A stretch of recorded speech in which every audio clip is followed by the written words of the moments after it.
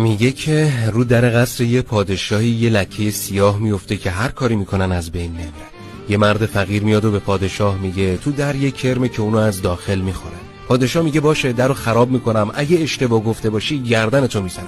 درو خراب میکنن و میبینن حق با فقیره.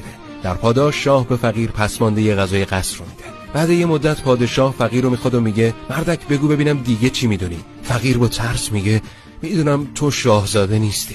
پادشاه خیلی عصبانی میشه، اما رو حساب صحت حرف قبلی تحقیق میکنه و میبینه بله بازم راست میگه. شاه به فقیر میگه اینا رو از کجا میدونی؟ فقیر میگه علت سیاهی در رو از اون جایی فهمیدم که هر چیزی تا از درون خودش خراب نشه از بین نمیره، و از اونجا فهمیدم شاهزاده نیستی که جواب سوال مهم زندگی تو دادم ولی تو به هم پس مونده غذا دادی. شاه ذات شاهه و تو ذات گدا و اصالت تو ذات آدم است.